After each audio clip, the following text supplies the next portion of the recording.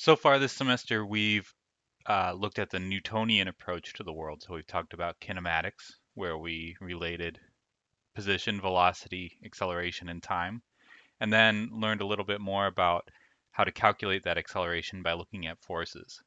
So Newton was the first to really um, put together a coherent approach to all of physics, and his approach was the dominant approach for the time, but now we have other ways of looking at it, and one of that is looking at what's conserved, what stays the same throughout an object's motion.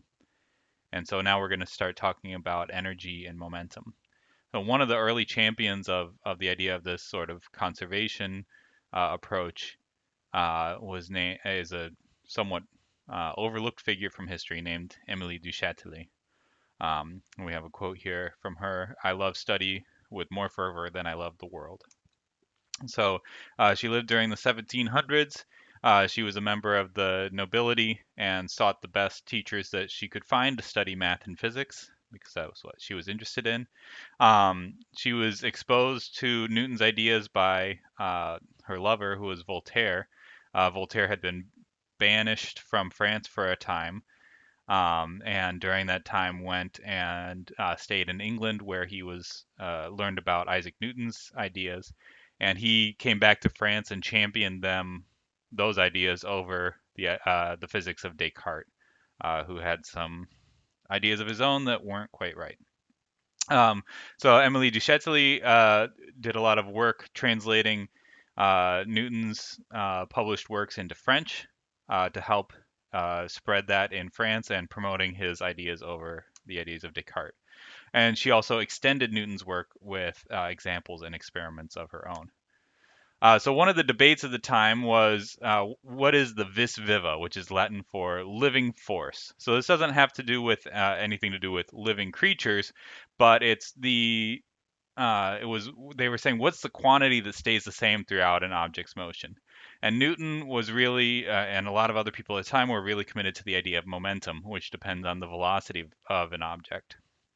But Leibniz, who was one of Newton's rivals, and they had a bitter rivalry over who first invented calculus, he had this idea that it depends on the velocity squared, and that's what we'll learn later today is the kinetic energy.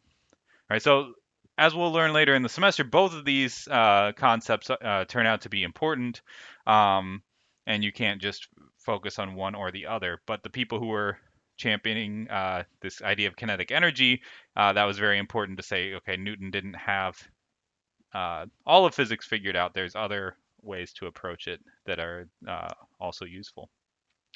So Du Châtelet knew about some other experiments that helped her sort of champion this idea of the velocity squared being important. And so this is an apparatus that Willem Gravesand, I'm not quite sure if I'm pronouncing that right, used to launch a ball at various velocities, and he measured how deeply those balls would penetrate into soft clay depending on their velocity.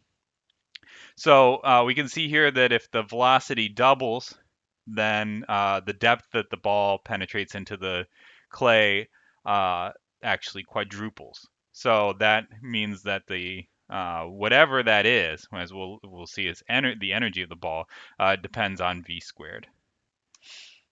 All right, so based on this experiment, Du Châtelet came to the conclusion that the vis viva is kinetic energy, and there's more to physics than just forces. Okay, so then the question became, well, if we were using that ramp to launch the balls at various velocities, how do we relate that kinetic energy to the height of the ramp? To do so, we need another concept, right? And that concept is work.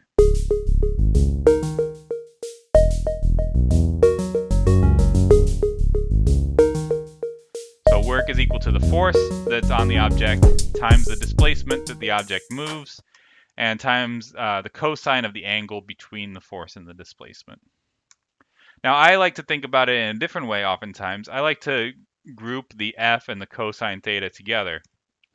And when you do that, what you're really calculating there is the component of the force that points in the direction that the object moves, and then multiplying that by the displacement of the object. So only the component of the force that points either in the direction or opposite to the direction of the object's motion is going to do any work. So here's an example. We have a man doing some yard work in some fancy looking white shoes, which probably a bad decision. But he's pushing along the handle of the lawnmower, and the lawnmower moves horizontally to the right. So the force is down and to the right, and we want to know which of these components actually matters. And it turns out it's only the horizontal component, which we can look at that triangle there and say, well, that would be the force times the cosine of that angle theta. Only the horizontal component does the work. And now you might say, well, there's other, so we take, when we multiply that x component of the force times the displacement, we get FD cosine theta, which is the definition of work that's given in the textbook. Now, what about the other forces? We also have, if we drew the free body diagram, we'd have a force of gravity and we'd have the normal force. But because those forces point vertically and the lawnmower moves horizontally, that angle, they have no component in the horizontal direction, and therefore they don't do any work on the lawnmower. All right, so let's apply this to a few examples here. So if we look at SpongeBob, and if we look at the portion of the motion when he's lifting this barbell, what is the work done? All right, and so the important thing is that if the force points in the same direction as the displacement, the work done is positive, and if the force points in the opposite direction of the motion, the work done will be negative. Right, so in this case, if we're looking at while the barbell is going up, he is pushing upward and the object moves upward, so the force and displacement are in the same direction, and so the work done will be positive. Now you'll notice I didn't have to define my axes. I didn't have to say I'm considering up to be positive or down to be positive. Right? As long as the force and the displacement are in the same direction, we'll all agree that the work is positive, no matter how we define our axes.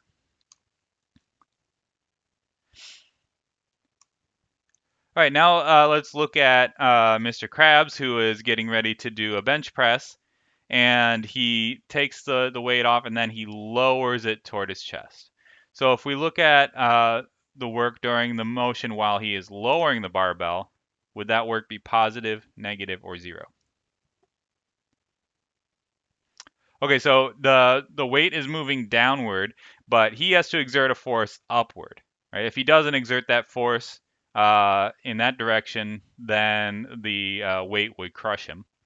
So his force is upward, the weight moves downward, so the work would be negative.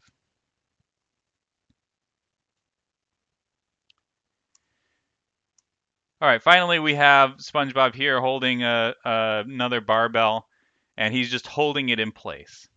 Right, so don't worry about the part where he starts to fall over. So as he just stands there holding in place, is the work he does positive, negative, or zero? So in this case, because the displacement is zero, even though he is exerting a force, the work done is zero. Why do we care to calculate the work? Well, it gets back to the question about kinetic energy. Work changes the kinetic energy of an object. The kinetic energy is calculated as 1/2 times the mass of the object times its velocity squared.